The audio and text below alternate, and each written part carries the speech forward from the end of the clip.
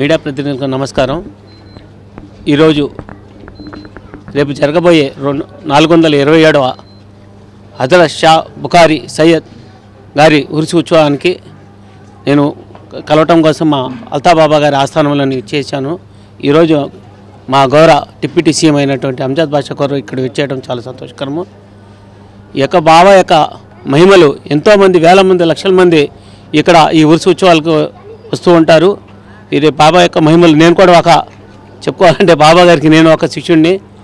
బాబా గారి యొక్క మహిమలనే నేను ఈరోజు రాజకీయంగా ఎదిగానంటే వారి యొక్క అనుగ్రహంతో నేను గర్వం చెప్పగలుగుతున్నాను. బాబా అవి మా అల్తాబాబా గారు చాలా కృషి చేసి రోజు నిత్య అన్నదాన కార్యక్రమాలు కానివ్వండి, వారి యొక్క దర్గా యొక్క డెవలప్మెంట్ గురించి కానీ ఎంతో ఆలోచన చేసి వారు ఎంతో కృషి చేస్తున్నారు. ఇప్పుడు మీరు చూస్తే ఇంతకుముందు ఆ రైల్వే ట్రాక్ పైకి వంతెన ఎక్కి దిగాలంటే చాలా ఇబ్బంది పడేవారు. కేవలం అల్తాబాబా గారి కృషి వల్లే ఈరోజు మనం కింద నడుస్తున్నామంటే కేవలం అల్తాబాబా గారి కృషి అని చెప్పి నేను చెప్పగలుగుతున్నాను.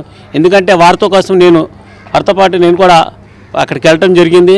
ఎస్సీ గారి దగ్గర కానివ్వండి, మన ఇంతియాజ్ గారి దగ్గర కానివ్వండి, కలెక్టర్ గారి దగ్గర కానీ అంతా తిరిగి దానికి ఆ రోడ్డు వేయడానికి ఎంతో కృషి చేశారు. వారికి చల్లగా ఉండాలని చెప్పి అల్తాబాబా మరీ నన్ను చక్కగా మళ్ళీ ఆ జీవితం అంతా ఆరోగ్యంగా ఉండి ఇట్లాంటి సేవలు మరీ చేయాలని చెప్పి నేను మనసారా కోరుకుంటూ ఈ అవకాశం ఇచ్చిన మీడియా వారికి నేను ధన్యవాదాలు తెలియజేసుకుంటాను. విజయవాడ నుంచి వస్తున్నాను నేను. నాకు ఈ బాబా గారి వల్ల కనీసం 10 సంవత్సరాల నుంచి నాకు చాలా అనుభవం ఉంది. ఇక్కడికి వారం ప్రతి వారం వస్తాను. సండే వస్తాను నేను. నాకు చాలా ప్రాబ్లమ్స్ వల్ల ఇక్కడికి వచ్చి నేను ఆయన పాదాల దగ్గర ఉండి ఏడిస్తే ఆయన పాదాలు నేను ఒక్కడనే ఉండి ప్రార్థన చేసుకునేటప్పుడు ఆయన పాదాలు దాంట్లో నుంచి నాకు కదిలిన 2వ రోజు దగ్గర నుంచే నా ప్రాబ్లమ్స్ క్లియర్ అయిపోయినాయి. ఈయన చాలా శ్రేష్టమైన గురువు గారు. చాలా హిందువులు కానీ ముస్లింలు కానీ అనే భేదం లేకుండా అందరూ వస్తారు ఇక్కడికి, అందరూ చేస్తారు. వాళ్ళ ప్రాబ్లమ్స్ ఉంటే వాళ్ళు క్లియర్ చేసుకుంటారు. చక్కగా ఇదిగా ఉన్న మహిమకల బాబా గారు. ఈయన నమ్ముకున్న వాళ్ళకి ఎటువంటి లోటు ఉండదు, చక్కగా ఉంటుంది. తిండికి కూడా ఈ బాబా గారు నిత్య అన్నదానం చేస్తూ ఉంటారు. వచ్చే జనాభా అందరికి లేదనకుండా ప్రతిరోజు అన్నదానం జరుగుతుంది. ఇది ఎక్కడ నేను చూడలేదు. అంటే అజ్మీర్ వెళ్ళాను, చాలా చోట్లకి వెళ్ళాను. ఇక్కడ ఉన్నంత ప్రశాంతత నాకు కలిగింది కాబట్టి భక్తులకు కూడా అదే ప్రశాంతత కలగాలని ఆ బాబా గారిని నేను వేడుకుంటున్నాను. నేను ధర్మంలో వర్క్ చేసినప్పుడు అసలు ఈ బాబా గారి గురించి నాకు తెలియదు.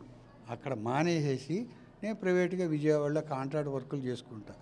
నాకు గవర్నమెంట్లోంచి రావాల్సిన డబ్బులు ఆగిపోతే నేను ఏడ్చేసేసి అప్పుల పాలైపోయి నా పరిస్థితి ఏంటి, ఎవరి దగ్గరికి పెద్ద వాళ్ళ దగ్గరికి వెళ్ళినా కానీ ఇవ్వాలంటున్నారు కానీ ఎవరు ఇవ్వలేదు. చివరికి ఇక్కడికి వచ్చేసి నేను ఈయనకు ప్రార్థన చేసుకున్న తర్వాత నాకు ఒక సొల్యూషన్ అనేది దొరికినది. ఫలానా చోటకి వెళ్తే ఆయన ఆ సొల్యూషన్ చేసిన వ్యక్తి కూడా ముస్లిమే.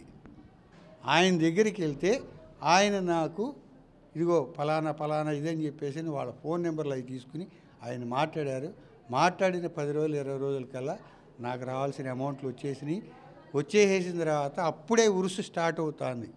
నేను నాకు తోచినంత బాబా గారికి ఇస్తానన్నాను, అట్లా ఇచ్చాను. అప్పటి నుంచి కూడా ఈ ఎలక్ట్రికల్ వర్కులు కానీ లైటింగ్ వర్కులు కానీ నేను చేయాలని ఉద్దేశంతో, నేను సేవ చేయాలని ఉద్దేశంతో నేను ఇక్కడికి వచ్చి చేస్తున్నాను. బాబా గారు చాలా మహిమకల బాబా గారు. బాంబేలో మా గురువు గారు ఉన్నారు, మహబూబ్ అని.